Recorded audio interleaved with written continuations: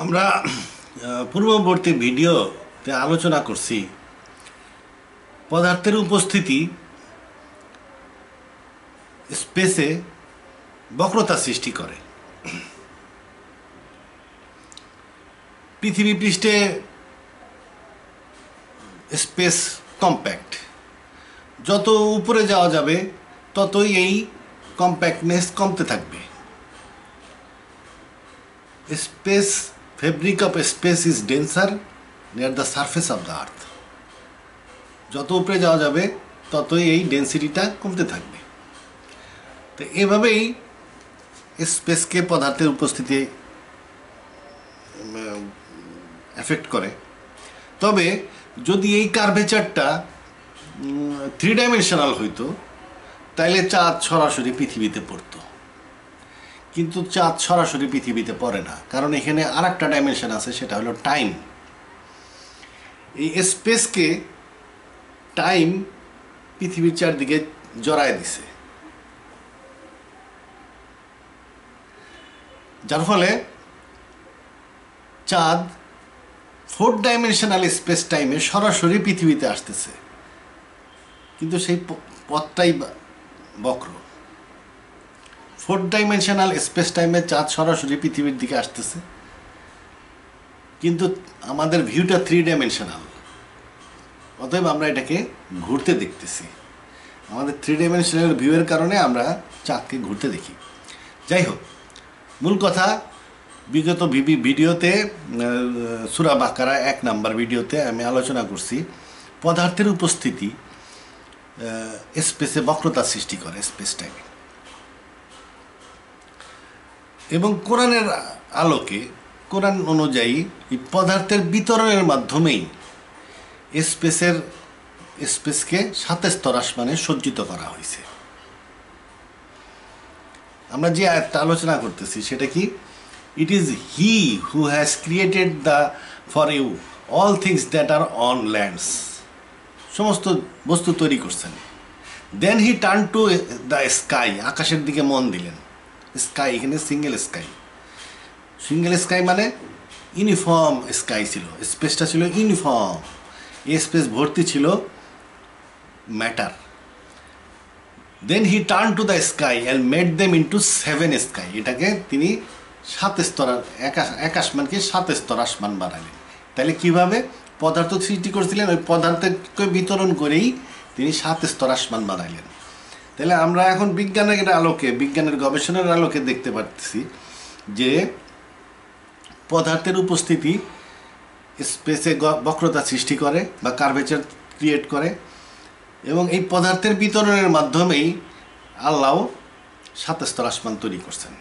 যেমন পৃথিবী স্পেসে একটা বক্রতা সৃষ্টি করছে, পৃথিবী এবং সৌরজগৎ মিলা স্পেসে একটা বক্রতা সৃষ্টি করছে।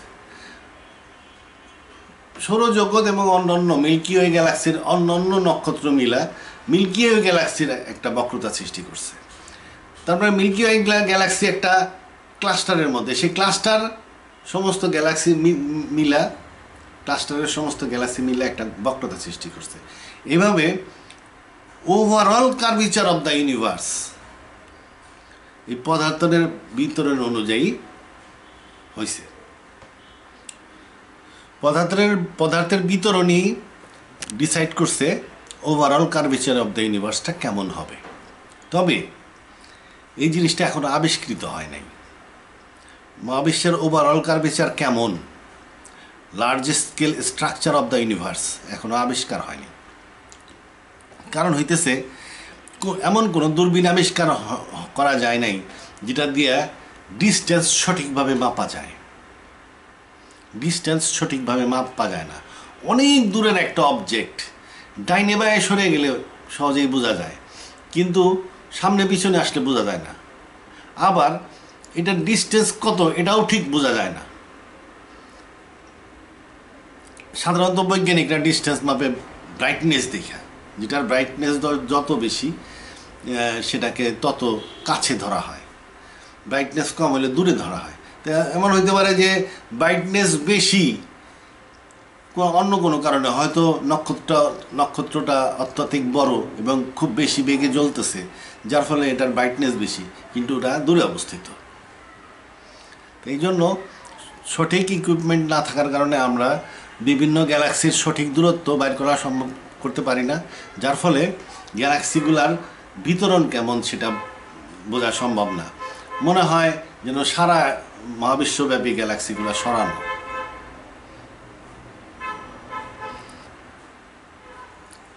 তো যাই হোক, যদিও এটা আবিষ্কৃত হয় নাই, largest scale structure of the universe আবিষ্কৃত হয় নাই, তথাপি কোরআনের আলোকে আমাদের বলতে হবে যে ইউনিভার্সটা 7 স্তর আসমানে সজ্জিত।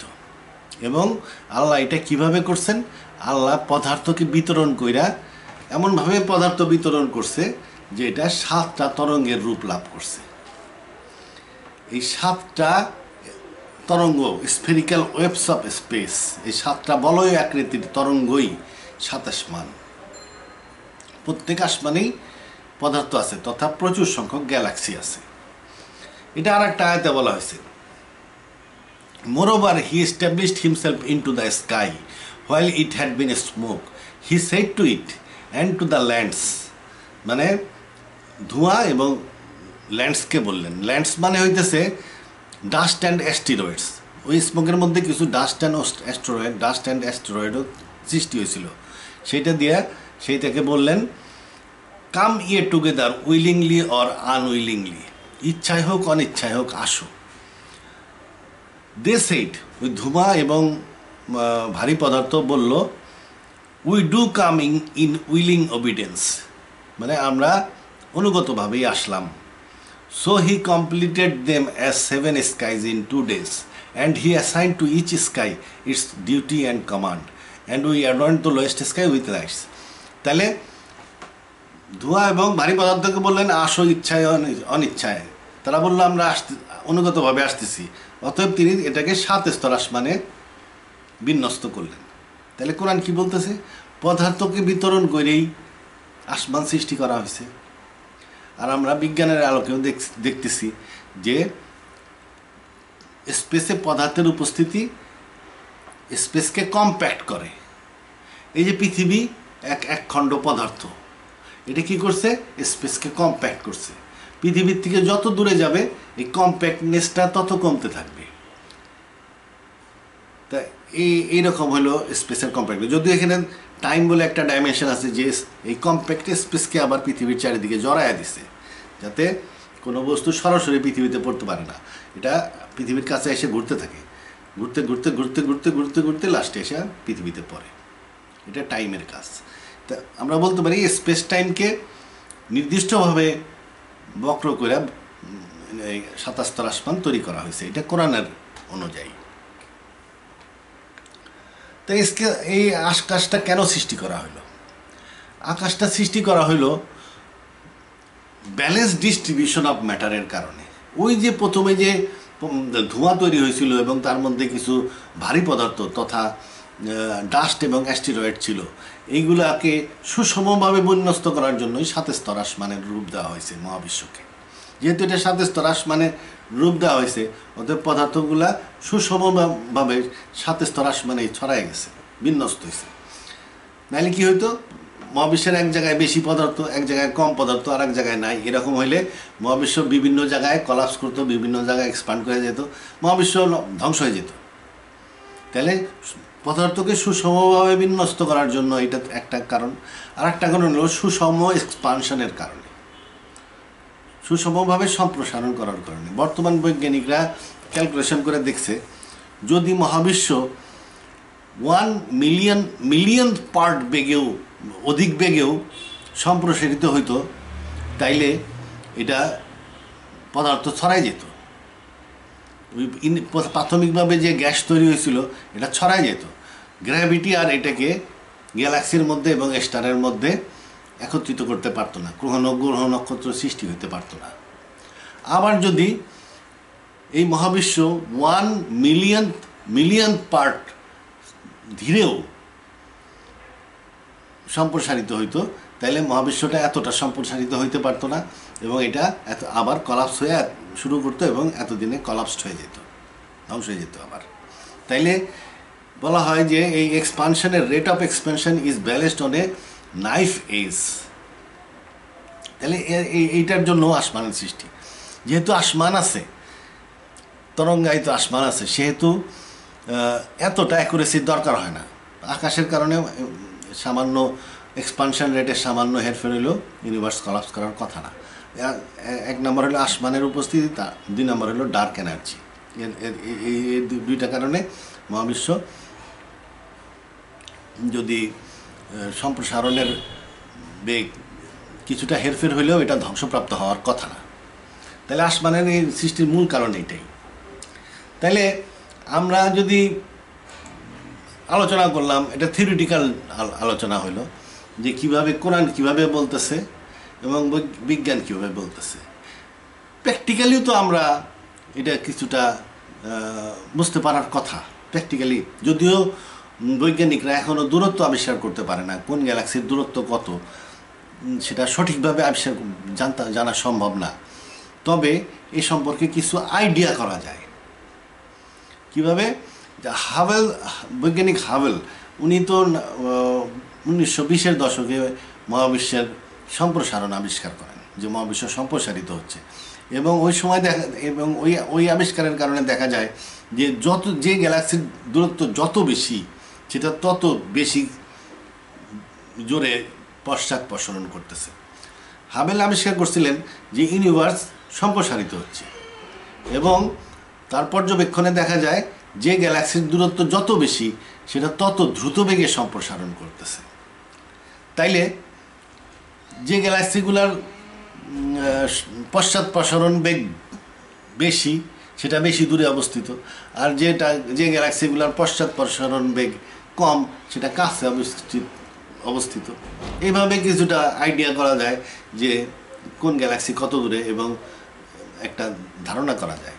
এছাড়াও বৈজ্ঞানিকরা সুপারনোভার যে ব্রাইটনেস, এটাকে চূড়ান্ত ব্রাইটনেস হিসাবে ধরেন, যে এর চেয়ে ব্রাইট আর হইতে পারে না। এই সুপারনোভাগুলার ব্রাইটনেসের অ্যাসেসমেন্ট করেও বোঝা যায় যে কোন ক্লাস্টারটা, কোন জিনিসটা, ওইটার দূরত্ব কত। সুপারনোভার ব্রাইটনেস যেহেতু 5টা সুপারনোভা, 5টার ব্রাইটনেসই চূড়ান্ত। তাহলে যে এই সুপারনোভাগুলার মধ্যে যেটার ব্রাইটনেস বেশি সেটা কাছে, যেটার ব্রাইটনেস কম সেটা দূরে। এটা নিশ্চিত, কারণ এই ব্রাইটনেসটা চূড়ান্ত ব্রাইটনেস, এর চেয়ে ব্রাইটনেস আর হইতে পারে না। এইভাবে তারা ধরে নেয় আর কি। তো এই সুপারনোভা দিয়েও দূরত্ব কিছুটা অ্যাসেস করছে, আবার কিছুটা অ্যাসেস করছে হাবেল কনস্ট্যান্ট থেকে। তো এইভাবে তারা একটা কিছু ম্যাপিং করছে ইউনিভার্সের। লার্জ স্কেলে স্ট্রাকচারটা আবিষ্কৃত হয় নাই, কিন্তু কিছু ম্যাপিং করছে। এই ম্যাপিংগুলো তাহলে আমরা যদি অ্যাসেস করি, দেখি যে না এটার মধ্যে আকাশের কোনো চিহ্ন আছে কি না, তাহলে আমরা বুঝতে পারবো যে আকাশ কি। এই জন্য আমি পাওয়ার পয়েন্টের সাহায্য নিব। এই পাওয়ার পয়েন্টে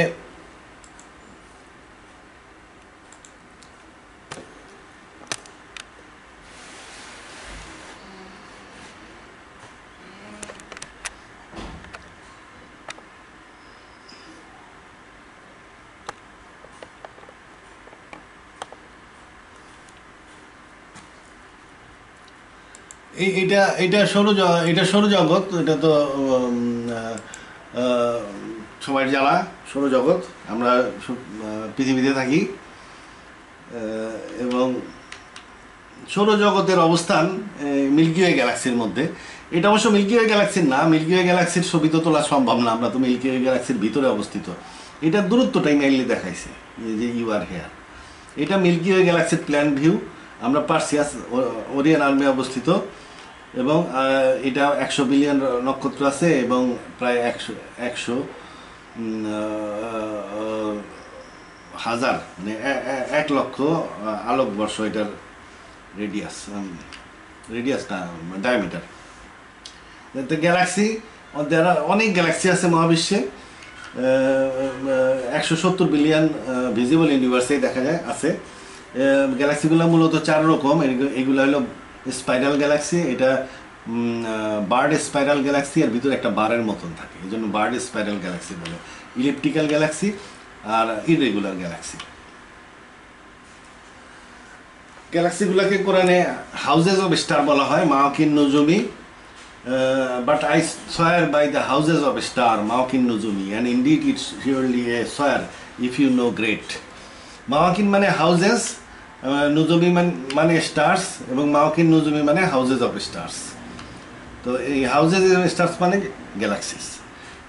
নক্ষত্রগুলা গ্যালাক্সির মধ্যে দলবদ্ধভাবে থাকে, কোনো নক্ষত্রই একটা নক্ষত্র আলাদাভাবে থাকে না। স্পেসের মধ্যে নক্ষত্র পাওয়া যাবে না, যত নক্ষত্র আছে সবই গ্যালাক্সির মধ্যেই আছে। তাহলে গ্যালাক্সিগুলাই হইতেছে পারফেক্ট হাউজেস অফ স্টার্স। কোরআনে এই গ্যালাক্সিগুলাকে জাহাজও বলা হয়েছে। It is not permitted to the sun to outstrip the moon, nor can the night outstrip the day, and all are in a ship they are floating. তাহলে এই sheep যার মধ্যে তারা ফ্লোটিং করতেছে সেটা কি? Milky way galaxy. এই milky way গ্যালাক্সির মধ্যে এই চাঁদ, সূর্য, পৃথিবী সব ফ্লোটিং করতেছে। তাহলে মিল্কি ওয়ে গ্যালাক্সিটিকে এখানে শিপ বলা হয়েছে। এটা একটা স্পেস শিপের মতন, যেটা এই গ্রহ নক্ষত্র ধরে রাখছে এবং চলতেছে। So I verily swear by the receding ships disappear. So এই আয়াতেও গ্যালাক্সিগুলাকে জাহাজ বলা হয়েছে।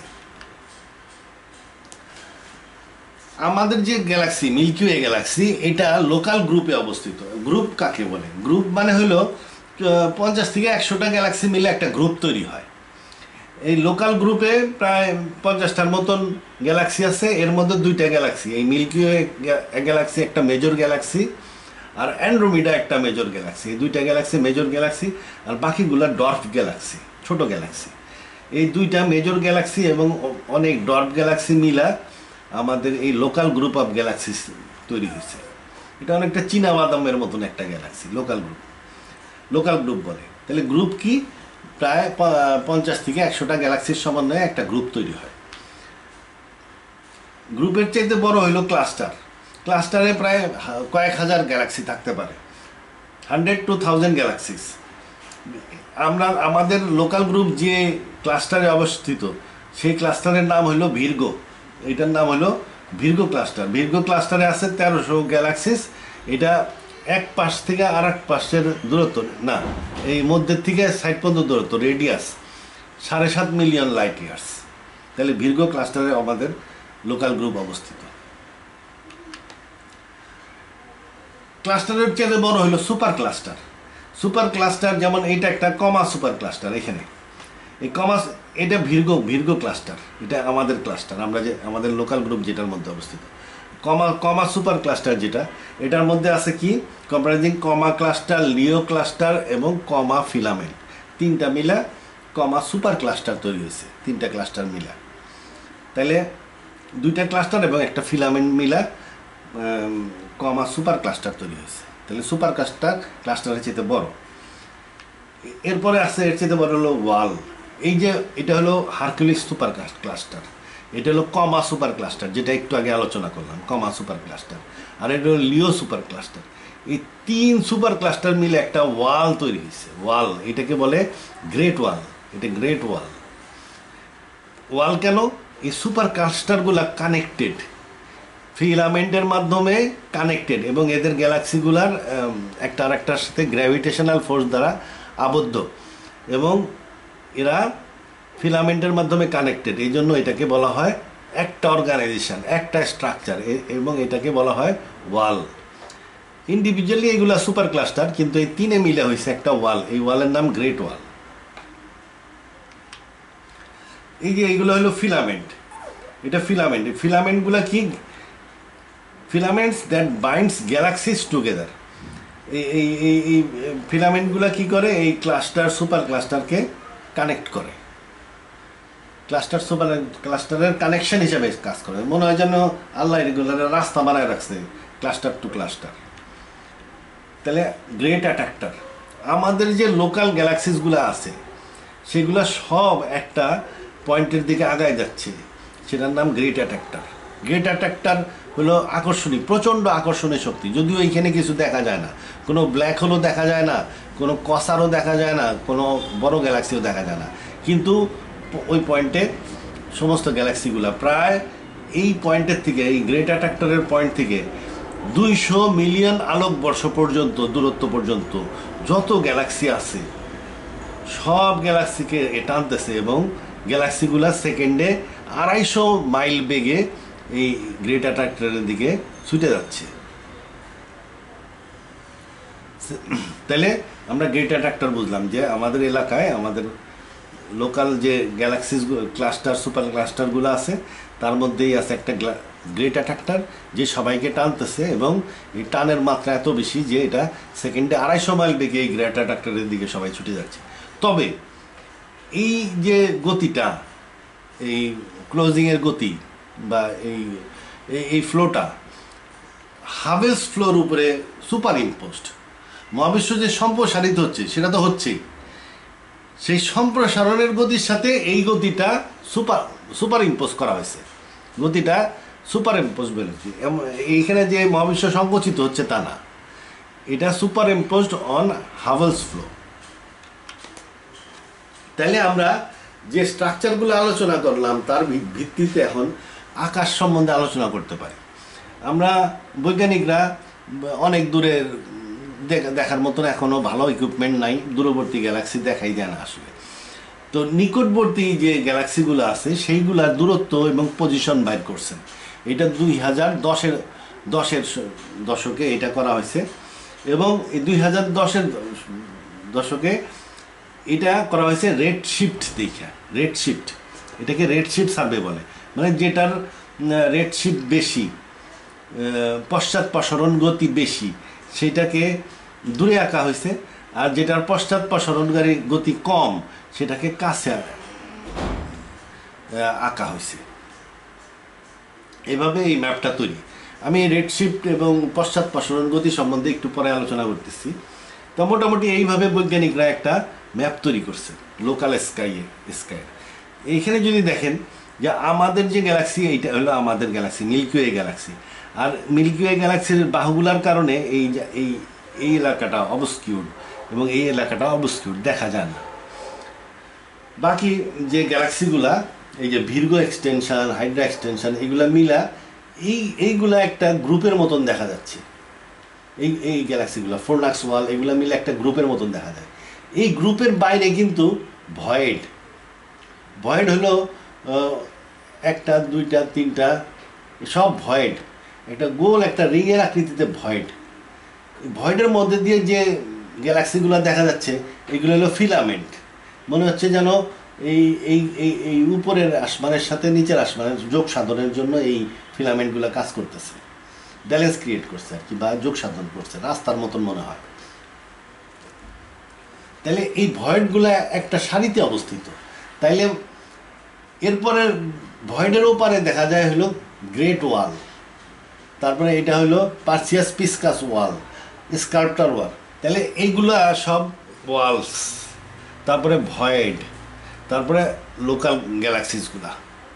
তাহলে এটা প্রিডিক্ট করা যায় যে এই ভয়েডগুলো আসলে একটাই ভয়েড, ফিলামেন্টের কারণে আলাদা আলাদা মনে হচ্ছে, কিন্তু ফিলামেন্ট ছাড়া যদি চিন্তা করা যায় তাহলে দেখা যাবে যে একটাই ভয়েড। এগুলা এদিকে দেখানো হয় না এরকম গোল। তাহলে এইখানে ইউনিভার্সের কিছু গ্যালাক্সি আছে, তারপরে একটা বিরাট গ্যাপ আছে 300 মিলিয়ন আলোকবর্ষের একটা গ্যাপ, তারপরে ওয়াল শুরু হয়েছে। তাহলে আমরা ধরে নিতে পারি যে এই ভয়েডের মাঝখান দিয়ে একটা দাগ দিছি আমি, এই যে দাগটা, এই দাগটা দিয়ে লিখছি এ পাশে দ্বিতীয় আসমান, এ পাশে প্রথম আসমান। তাহলে এইটা আমি এখানে যে গ্যালাক্সিগুলো আছে এটা হলো প্রথম আসমানের গ্যালাক্সি, আমাদের মিল্কি ওয়ে গ্যালাক্সি এখানে। আর এইখানে যে গ্যালাক্সিগুলো আছে যেগুলো ওয়ালের আকৃতিতে সরানো, এইগুলা হলো দ্বিতীয় আসমানের গ্যালাক্সি। তাহলে এটা হলো প্রথম আসমান এবং এটা দ্বিতীয় আসমান। এইটা অবজারভেশনে দেখা যায় এবং আমাদের কোরআনের আলোকে আমরা ধরে নিতে পারি যে এটা প্রথম আসমান, এটা দ্বিতীয় আসমান। যদিও এটাকে এই আসমানের অস্তিত্বকে বৈজ্ঞানিকরা এখনো থিওরির মধ্যে আনেন নাই, থিওরাইজড করেন নাই। কারণ বৈজ্ঞানিকদের একটা থিওরি, এটা আসমানের থিওরি প্রমাণ করা এবং তাদের জন্য কোনো ডিফিকাল্টি থাকতে পারে, কিন্তু তারা এটাকে থিওরিতে এটা ইয়ে করেন নাই। জিনিসটা এরকম, এই 2 ডাইমেনশনাল যদি ওয়েবে দেখানো হয় তাহলে এইটা হলো প্রথম আসমান, ফার্স্ট স্কাই। স্কাইয়ের কার্ভিচারটা এরকম যে এটা সবচেয়ে যে নিচু পয়েন্ট, এটা হলো গ্রেট অ্যাট্রাক্টর। এই যে সমস্ত গ্যালাক্সিগুলো গ্রেট অ্যাট্রাক্টরের দিকে গড়ায় যাচ্ছে কার্ভিচার অফ স্পেসের কারণেই। গ্রেট অ্যাট্রাক্টরে কোনো ব্ল্যাক হোল নাই, কোনো বড় ধরনের গ্যালাক্সি নাই, কিছুই নাই, কিন্তু সবাই এখানে গড়ায় যাচ্ছে কেন? কারণ স্পেসের ডিজাইনই এরকম, কার্ভিচার অফ স্পেসের কারণে। তারপরে এখানে ভয়েড, তারপরে যে দ্বিতীয় আসমান, এই দ্বিতীয় আসমানে কি হয়েছে? এই যে গ্যালাক্সিগুলা এই সেন্ট্রাল বেল্টে সরাই যাচ্ছে। এইখানে যেহেতু সেন্ট্রাল আসমানে কি হয়, এই গ্রেট অ্যাট্রাক্টরের দিকে যাচ্ছে এবং সেন্ট্রাল আসমানে গ্যালাক্সিগুলো কি সৃষ্টি করছে? ক্লাস্টার এবং সুপার ক্লাস্টার সৃষ্টি করছে। কিন্তু এইখানে গ্র্যাভিটেশনাল ফোর্স সবচেয়ে বেশি হইল সেন্ট্রাল বেল্ট বরাবর, অতএব যেহেতু গ্যালাক্সিগুলো গড়ায় এই সেন্ট্রাল বেল্টের দিকে আসতেছে, সেহেতু এখানে কী করে? ওয়াল তৈরি করে। দ্বিতীয় আসমানের গ্যালাক্সিগুলো ওয়াল তৈরি করার কারণ হচ্ছে gravity is strongest in the central belt, এই জন্য এইভাবে ওয়াল তৈরি করা, ওয়ালের ফর্ম নিচ্ছে গ্যালাক্সিগুলো, আর এখানে এটা ক্লাস্টারের ফর্ম নিচ্ছে। এই হলো দ্বিতীয় আসমান, আর এটা হলো প্রথম আসমান। একই স্পেস কার্ভিচারের কারণে এটা সৃষ্টি হয়েছে। তৃতীয়, চতুর্থ, পঞ্চম একই রকম হবে। এইখানে যে বৈজ্ঞানিকদের একটা ছবি, এই ছবিতে দেখা যাচ্ছে যে এইখান দিয়ে এটা দ্বিতীয় আসমান, এটা প্রথম আসমান, তারপরে দেখেন ভয়েড, গ্যাপ আছে, তারপরে দ্বিতীয় আসমান, তারপরে একটা গ্যাপ, তারপরে central belt of third sky. তৃতীয় আসমান পর্যন্ত মোটামুটি দেখা যায়, তারপরে আর বিশেষ কিছু দেখা যায় না। তবে এখানে একটা জিনিস লক্ষণীয় যে তৃতীয় আসমানটা দ্বিতীয় আসমানের চাইতে একটু বেশি চওড়া, দ্বিতীয় আসমানটা প্রথম আসমানের চাইতে একটু বেশি চওড়া। যদি এইভাবে চওড়া হইতে থাকে তাইলে সপ্তম আসমান পর্যন্ত যদি যাওয়া যায়, তাইলে মহাবিশ্বের মোট রেডিয়াস 5 থেকে 7 বিলিয়ন লাইট ইয়ার্স হবে মহাবিশ্বের রেডিয়াস, এই হিসাবে, এই আসমানের হিসাবে। কিন্তু বৈজ্ঞানিকদের হিসাবে কিন্তু মহাবিশ্ব অনেক বড়, 96 বিলিয়ন লাইট ইয়ার্স অ্যাক্রস, মানে 46 বিলিয়ন লাইট ইয়ার্স রেডিয়াস। এটার ধরার কারণ হলো, বৈজ্ঞানিকরা এটা ধরেন কারণ হলো তাদের প্রথম কথা হইতেছে তাদের আসমানের ধারণা নাই।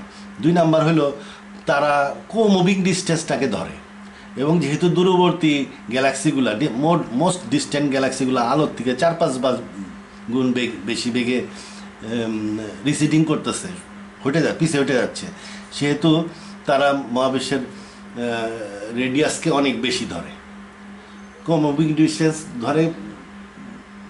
মহাবিশ্বের বয়সের তুলনায় এই রেডিয়াস অনেক বেশি, 1500 কোটি বছরে এত দূর যাওয়ার কথা না। আলোর এতে 3-4 গুণ বেশি বেগে চললে তাইলেও অত দূরে যাইতে পারবে। এই জন্য বৈজ্ঞানিকরা বলে যে স্পেস সম্প্রসারিত হয়ে গেছে, যার ফলে মহাবিশ্বটা এত বড়। কিন্তু আমরা যেহেতু আমাদের ধারণায় যেহেতু স্কাই আছে, সেহেতু আমরা ধরে নিতে পারি মহাবিশ্ব খুব বেশি হলে 5 থেকে 7 বিলিয়ন লাইট ইয়ার্স এটার রেডিয়াস। এবং এই যে দূরবর্তী গ্যালাক্সিগুলার রেডশিফট এত বেশি দেখা যায়, কারণ হচ্ছে এই আকাশের কারণে। আকাশ ফোটন কণাকে বা আলোর তরঙ্গকে এটা বেশি রকমের করে, ওন আউট করে দেয়, বা এটাকে রেডশিফট ক্রিয়েট করে আকাশ। যে এই জন্য আকাশের উপস্থিতি, যেহেতু প্রত্যেকটা গ্যালাক্সির মধ্যেই ক্রমাগতভাবে এই আকাশের গ্যালাক্সিগুলা সেন্ট্রাল বেল্টের মধ্যে জমায়েত হচ্ছে, সেহেতু প্রত্যেক পরবর্তী ওয়েভ অফ লাইট লঙ্গার ওয়েভলেন্থের হবে। এই জন্য এটাকে দেখা যাবে যে এই গ্যালাক্সিগুলার রেডশিফট হচ্ছে, এবং বাইরের হইলে আরও বেশি এইটার রেডশিফট দেখা যাবে। এই আকাশের কারণে রেডশিফটটা আমরা দেখি, এত রেডশিফট হয়। তো রেডশিফট সম্বন্ধে একটু আলোচনা করা দরকার। রেডশিফট মানে হলো কি, মনে করেন মনে করেন আপনি একটা এই রেড শিফট সম্বন্ধে একটু আলোচনার দরকার। এই দিক থেকে লাইট গেল, সাদা লাইট, যখন এটা প্রিজমের মধ্যে দিয়ে যাবে, এই যে মিডিয়ান অতিক্রম করার সময় আলোটা বেঁকে যায় কিছুটা, রিফ্রাকশন হয়। আবার এখান থেকে আবার মিডিয়াম চেঞ্জ হচ্ছে, এখান থেকে আবার আলোটা বেঁকে যাবে। তো বেঁকে যায় এখানে বর্ণালী তৈরি করে। বর্ণালী এই পাশে হয় নীল লাইট, এই পাশে হয় লাল লাইট। কেন বর্ণালী তৈরি করে? বর্ণালী তৈরি করে তার কারণ হলো লাল লাইটের ওয়েভলেন্থ বেশি। যার ওয়েভলেন্থ বেশি সে মিডিয়াম চেঞ্জ করার সময় একটু কম বেঁকা হয়।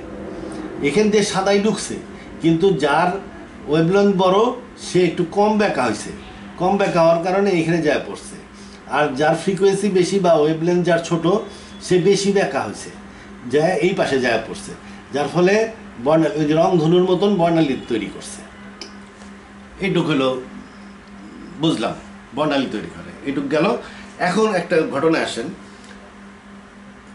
শান্ত পুকুরে একটা ঢিল মারা হইল। ঢিল মারলে তরঙ্গ সৃষ্টি হবে, এবং এই তরঙ্গ যতই দূরে যাইতে থাকবে ততই এই তরঙ্গের ওয়েভলেন্থ বাড়তে থাকবে। ঢেউগুলা বড় লম্বায় বড় হইতে থাকবে, উচ্চতায় কমতে থাকবে, লম্বায় বড় হইতে থাকবে, মানে ওয়েভলেন্থ বাড়তে থাকবে। তাইলে তরঙ্গটা যতই দূরে যাইতে থাকবে ততই ওয়েভলেন্থ বাড়তে থাকবে। এইটা আর একটা রিয়েলিটি আপনি ধরে নিলেন। এরপরে আসেন, একদিন খুব ভোরে পুকুরের পাড়ে গেছেন, অত্যাধিক কুয়াশা, 5 ফুটের বেশি দূরে দেখাই যায় না। ওরকম কুয়াশা বছরে একবার হয়তো পরে। এই কুয়াশার মধ্যে খাড়ায় রয়েছেন, আপনি পুকুরের পাড় দেখতেছেন, পুকুরের মধ্যখানে আর দেখা যাচ্ছে না, বা দূরেও দেখা যাচ্ছে না। এমন সময় কেউ একজন পুকুরের মধ্যে ঢিল ছুড়ল। ঢিলের পড়াটা আপনি দেখেন নাই। কিছুক্ষণ পরে দেখলেন যে পুকুরের পাশে এসে একটা তরঙ্গ এসে পুকুরের পাড়ে আঘাত করলো। এই তরঙ্গটা 1 ফুট লম্বা, এই ওয়েভলেন্থটা 1 ফুট লম্বা, মানে টিপ টু টিপ 1 ফুট, কিংবা bottom to bottom 1 foot, wavelength 1 foot এই তরঙ্গের। এখন কিছুক্ষণ পরে আর একটা ঢিল একজনে মারলো, এই তরঙ্গটা দেখলেন ওয়েভলেন্থ 2 ফুট। এখন ঢিল দুটা যদি সমান হয় আর যদি ওয়েভলেন্থ যদি 2 ফুট হয়, তাহলে বোঝা গেল যে ঢিলটা দূরে পড়ছে। এই দেখে এই ওয়েভলেন্থটা বড়। তো এরকম যদি কোনো আলোর সোর্স ক্রমান্বয়ে দূরে যাইতে থাকে, তাহলে এর থেকে যে ইমিটেড আলো তার তরঙ্গ দৈর্ঘ্য বা ওয়েভলেন্থ ক্রমান্বয়ে বাড়তে থাকে। যখন ওয়েভলেন্থ ক্রমান্বয়ে বাড়তেছে, তখন এই আলোটা যদি এখান থেকে ঢুকানো হয়, তাহলে ওয়েভলেন্থ যেহেতু ক্রমান্বয়ে বাড়তেছে, তাহলে পুরো বর্ণালীটাই আস্তে আস্তে লালের দিকে সরে যাবে। ওয়েভলেন্থ বাড়তেছে, কম ব্যাকা হচ্ছে, যত কম ব্যাকা হবে তত এই দিকে আসবে, এইগুলো সবকটাই আসবে।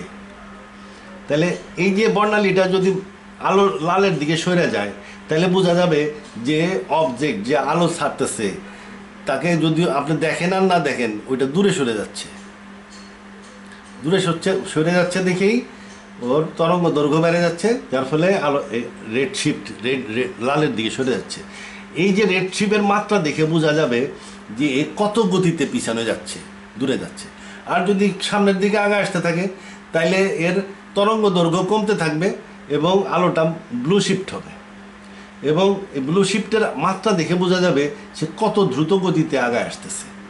তাইলে এইভাবেই এই সিস্টেমটাকেই একটা যন্ত্রের মাধ্যমে তৈরি করা হয়েছে, যে এটাকে যে যন্ত্রকে বলা হয় স্পেকট্রোস্কোপি।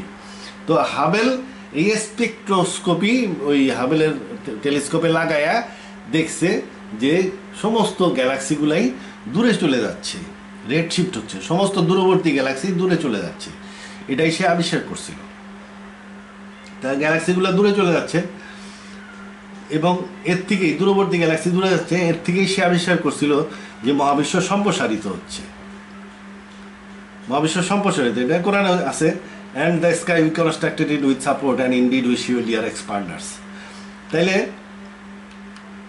যেহেতু মহাবিশ্ব দূরে সম্প্রসারিত হচ্ছে, তাহলে কোনো এককালে এটা একত্রিত ছিল। এই একত্রিত অবস্থাও কোরআন শীতে আছে, do not the unbeliever see that the skies and lands were joint together before we clove them asunder. তাইলে এই যে বিগ ব্যাং থেকে মোটামুটি কী হয়েছিল, radiation turned into matter. At the time of big bang radiation turned into matter. ওই সময় কী হয়েছিল? মূলত হাইড্রোজেন তৈরি হয়েছিল, পরে 25% হাইড্রোজেন হিলিয়ামে রূপান্তরিত হয়।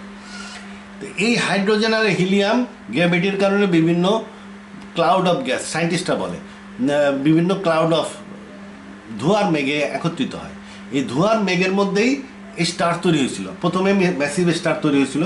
এই ম্যাসিভ স্টারে কী হয়? ম্যাসিভ স্টার খুব দ্রুত জ্বলতে থাকে। একটা স্টার কী করে? একটা স্টার গ্র্যাভিটির পুলের কারণে স্টারের সেন্টারে প্রচণ্ড চাপ এবং তাপ সৃষ্টি হয় গ্র্যাভিটেশনাল পুলের কারণে। এই পুলে প্রথমে স্টারের স্ট্রাকচারটা বলে নিই। একটা স্টার হাইড্রোজেন আর হিলিয়ামের মাধ্যমে তৈরি হইতে পারে। হিলিয়াম যেহেতু ভারী সেহেতু এটা নিচে জমা হয়, মানে কোরের মধ্যে জমা হয়। আর যেহেতু হাইড্রোজেন হালকা সেহেতু এটা বাইরে আবরণ তৈরি করে, বাইরে থাকে। এরপরে কি হয়? দ্বিতীয় স্টেজে গ্র্যাভিটেশনাল পুল স্টারের কোরে প্রচণ্ড চাপ এবং তাপ সৃষ্টি করে। এই প্রচণ্ড তাপ এবং চাপের কারণে ফিউশন রিয়াকশান হয়। ফিউশন রিয়াকশানের কারণে ভারী পদার্থ সৃষ্টি হয়। এই যে হিলিয়ামের মধ্যে তৈরি হয় কার্বন অ্যান্ড অক্সিজেন। আবার কার্বন অ্যান্ড অক্সিজেন যেহেতু ভারী সেন্টারে জমা হয়, তারপরে সেন্টারে জমা হয়ে যেতে একসময় কার্বন অ্যান্ড অক্সিজেনের মাধ্যমেও ফিউশন রিয়াকশান শুরু হয় মধ্যাকর্ষণের আকর্ষণের কারণে। কার্বন অক্সিজেন থেকে ফিউশনের মাধ্যমে তৈরি হয় মূলত সিলিকন। এইভাবে একটার পর একটা পদার্থ তৈরি হয়। যার এই মডেলটা পুরোটা আলোচনা করব না, এটা আমি পরে যখন চ্যাপ্টার 3-তে দোজকের বর্ণনা আছে তখন এই আলোচনাটা আসবে।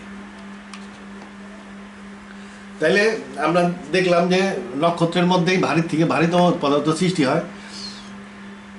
তাহলে পরে তৈরি হয়েছে ভারী পদার্থ। কিন্তু এখানে প্রবলেম হইল, কোরআন শরীফ অনুযায়ী আমরা দেখতেছি ভারী পদার্থ সৃষ্টি হয়েছিল অনেক আগে। এখানে আমরা যদি এই আয়াতটাকে দেখি,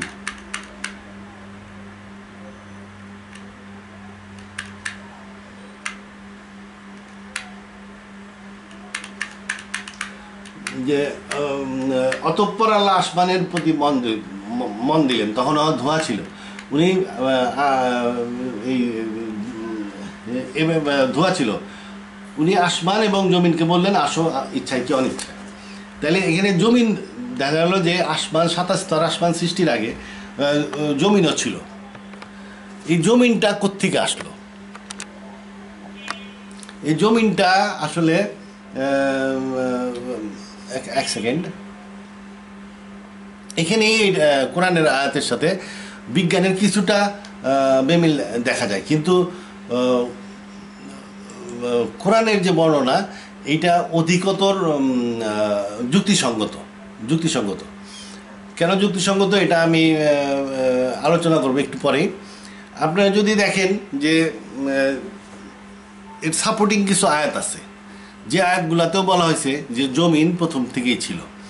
যেমন নাকি আমরা যে আয়াতটা আলোচনা করতেছি সূরা বাকারার 29 নম্বর আয়াত, it is he who have created for you all things that are on lands then he turn to the sky. তাহলে প্রথমে ল্যান্ডের যে ভারী পদার্থ, মানে অন্তত পক্ষে ডাস্ট এবং অ্যাস্টিরয়েড, এইগুলা তৈরি করা হয়েছিল, ভারী পদার্থ তৈরি করা হয়েছিল। অন্তত পক্ষে সিলিকন পর্যন্ত তৈরি করা হয়েছিল।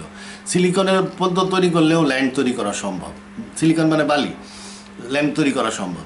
তাইলে প্রথমে ল্যান্ড তৈরি করা হয়েছিল, তারপরে তিনি কি করছেন? Then he turn to the sky and made them into 7 skies।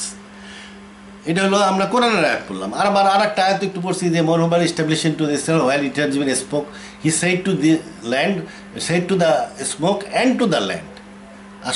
Land ছিল ওইখানে, কামিয়ে টুগেদার, তারপরে উনি এটাকে 7 স্তর আসমান বানাইলেন। এছাড়াও এই আয়াতটা আবার ইয়েতেও আছে, বাইবেলেও আছে, I alone stretch out the skies, আকাশমণ্ডলীকে আমি স্ট্রেচ করছি, সম্প্রসারিত করছি। এটা বাইবেলের আয়াত। When I made the lands earth no one help me, মানে বাইবেলেও বলতেছে যে ল্যান্ড তৈরি করছি, তারপরে আমি আসমান জন্মিকে সম্প্রসারিত করছি। তাহলে কোরআন এবং বাইবেলের এই আয়াতগুলা কন্ট্রাডিক্ট করে সায়েন্সের সাথে। কারণ সায়েন্স বলতেছে বিগ ব্যাংয়ের সময় রেডিয়েশন পদার্থে রূপান্তরিত হয়েছিল, প্রথমত তৈরি হয়েছিল simplest form of matter, that is hydrogen. পরে 25% হাইড্রোজেন হিলিয়ামে রূপান্তরিত হয়। হাইড্রোজেন আর হিলিয়ামের ধোঁয়ার মেঘে একত্রিত হয়েছিল। ধোঁয়ার মেঘের মধ্যে বড় বড় স্টার তৈরি হয়েছিল। ওই স্টারগুলার মধ্যে সেন্টারে ভারী পদার্থ সৃষ্টি হয়েছে ফিউশন রিয়াকশানের কারণে, এবং ওই স্টারগুলো এক্সপ্লোড করে এই ভারী পদার্থ স্পেসে ছড়াই গেছিলো। ওই যে ভারী পদার্থ আর ওই যে গ্যাস বিভিন্ন রকমের গ্যাস, এইগুলা দিয়ে long lasting second generation star এবং প্ল্যানেটগুলো তৈরি হয়েছে। আমাদের পৃথিবী তৈরি হয়েছে, সেকেন্ড জেনারেশন স্টার যেমন সূর্য তৈরি হয়েছে। সূর্যের মধ্যে কিন্তু শুধু হাইড্রোজেন আর হিলিয়াম না, ওর মধ্যে অনেক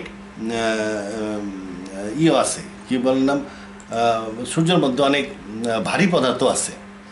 ভারী পদার্থ যদি না থাকতো সূর্য, তাহলে এতদিন টিকতো না। এই জিনিসটা আপনার সায়েন্সের মডেলটা অনেকটা এরকম। এটা আমি এখানে দেখাই।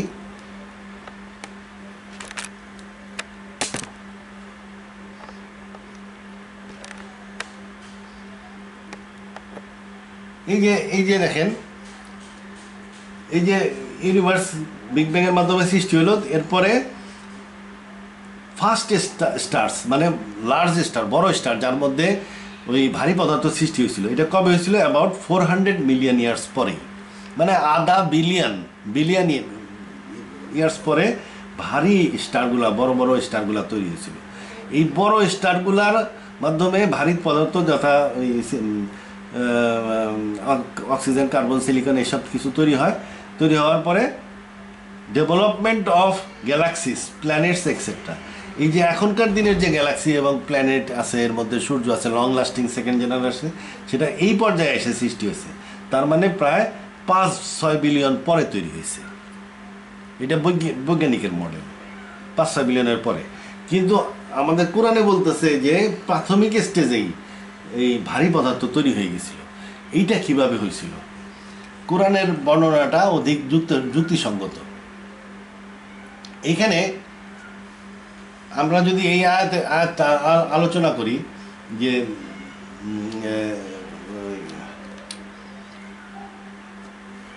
আল্লাহ প্রথমে ইয়ে করলেন, প্রথমে অতঃপর আল্লাহ আসমানের প্রতি মন দিলেন।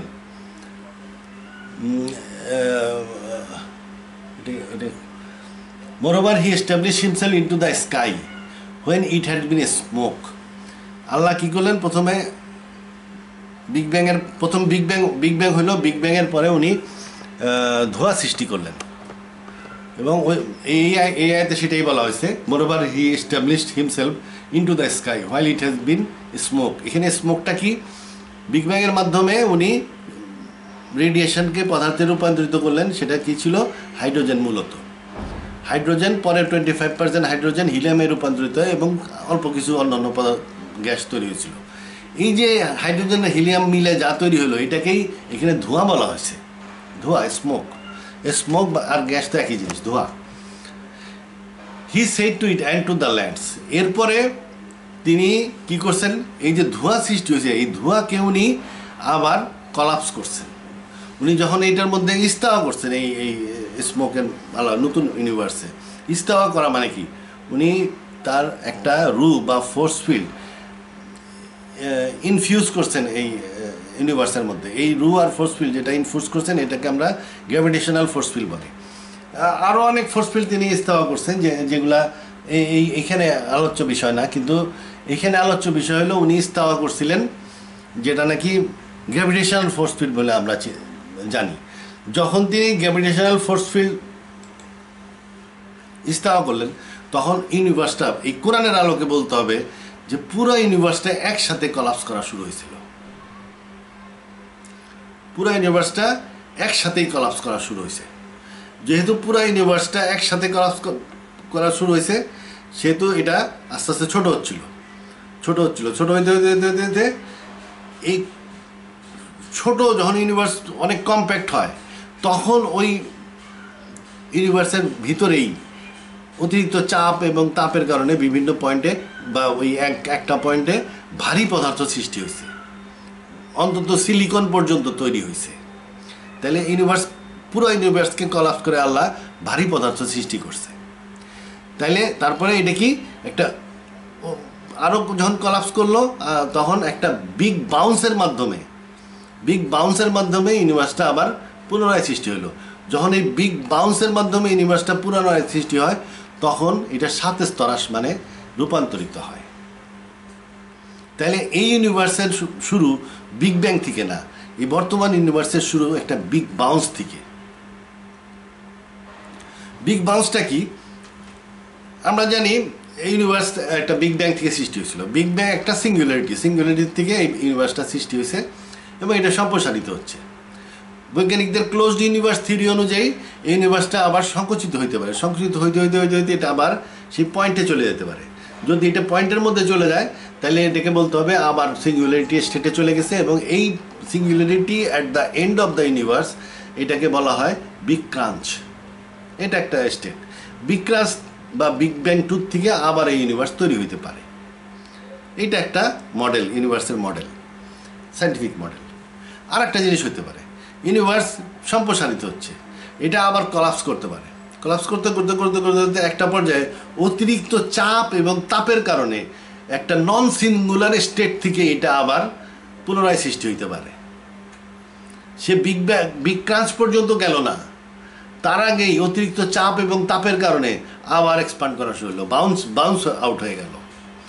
এই যে নন সিঙ্গুলার স্টেট থেকে যদি ইউনিভার্সটা আবার তৈরি হয় সেটাকে বলা হয় বিগ বাউন্স। তাহলে ইউনিভার্সটা বিগ বাউন্সের মাধ্যমে আবার তৈরি হতে পারে। তা আমরা কোরআনের আলোকে বলতে হবে যে বর্তমান ইউনিভার্সটা একটা বিগ বাউন্স থেকে সৃষ্টি হয়েছে, এবং এই বিগ বাউন্সটা মহাবিশ্ব তৈরির কিছুকাল পরে একটা বিগ বাউন্স হয়েছিল। এই বিগ বাউন্সের কারণেই স্মোক কলাপস করছিল এবং তার মধ্যে ভারী পদার্থ অন্তত সিলিকন পর্যন্ত তৈরি হয়েছিল। তারপরে এটা অতিরিক্ত চাপ ও তাপের কারণে আবার পুনরায় মহাবিশ্বের সম্প্রসারণ শুরু হয়। ওই যে পুনরায় যখন মহাবিশ্বের সম্প্রসারণ শুরু হয় তখন এটা 7 স্তর মানে রূপ লাভ করে। আমরা যদি এটা ছবিতে দেখি তাহলে জিনিসটা এরকম দাঁড়ায়। এই যে এখানে আল্লাহ সৃষ্টি করলেন কি, নফসিন ওয়াহিদাতিন দিলেন বা গাড ফোর্স দিলেন। এই গাড ফোর্স থেকে উনি সৃষ্টি করলেন বিগ ব্যাং। এই বিগ ব্যাং সৃষ্টি করলেন, বিগ ব্যাংয়ের থেকে সৃষ্টি হলো hydrogen and helium. Single sky universe, এই ইউনিভার্সটা ছিল সিঙ্গেল স্কাই ইউনিভার্স, মানে স্পেস ছিল ইউনিফর্ম এবং স্পেসের মধ্যে ভরা ছিল স্মোক বা গ্যাস। সিঙ্গেল স্কাই ইউনিভার্স অথবা uniform universe full of smoke. এরপরে আল্লাহ কি করলেন, ইস্তাওয়া করলেন তার আর একটা সোল বা ফোর্স ফিল্ড, যে ফোর্স ফিল্ডকে আমরা জানি গ্র্যাভিটেশনাল ফোর্স ফিল্ড হিসাবে। এই গ্র্যাভিটেশনাল ফোর্স ফিল্ড যখন এখানে ইস্তাওয়া করলেন বা ইনফিউজ করলেন তখন পুরো ইউনিভার্সটা একই সাথে কলাপস করতে লাগলো। এই কলাপস করতে এই ভিতরে তৈরি হইল ভারী পদার্থ, আপ টু অন্তত পক্ষে সিলিকন পর্যন্ত। ভারী পদার্থ সৃষ্টি হওয়ার পরে ইউনিভার্স ছোট হয়ে গেল এবং এইখান থেকে বিগ বাউন্সের মাধ্যমে ইউনিভার্সটা পুনরায় সৃষ্টি হয়েছে। এই big bounce universe produces silicon and lighter elements and bounce out as 7 sky universe. এইখান থেকে যখন বিগ বাউন্সের মাধ্যমে ইউনিভার্স পুনরায় সৃষ্টি হলো তখন এটা 7 স্তর আসমান হিসাবে সৃষ্টি হইল। তাইলে এই 7 স্তর আসমান যেখান থেকে সৃষ্টি হয়েছে সেখানে কি ছিল, স্মোক ছিল এবং ভারী পদার্থ ছিল। তাইলে এইটার এই বর্তমান ইউনিভার্স, এই 7 স্তর আসমানের স্টার্ট পয়েন্ট কি, big bounce. Big bounce is the start point of 7 sky universe. আর এই সিঙ্গেল স্কাই ইউনিভার্সের স্টার্ট পয়েন্ট কি, big bang. Big bang is the start point of single sky universe full of smoke, আর big bounce is the start point of 7 sky universe full of smoke and heavier material. তারপরে এটা universe বড় হয়েছে। আমি যে এই model দেখাইলাম, এই মডেলের সাপোর্টিং আয়াত আছে। এই সাপোর্টিং আয়াতগুলা কি কি, আমি সাপোর্টিং আয়াতগুলা দেখাচ্ছি।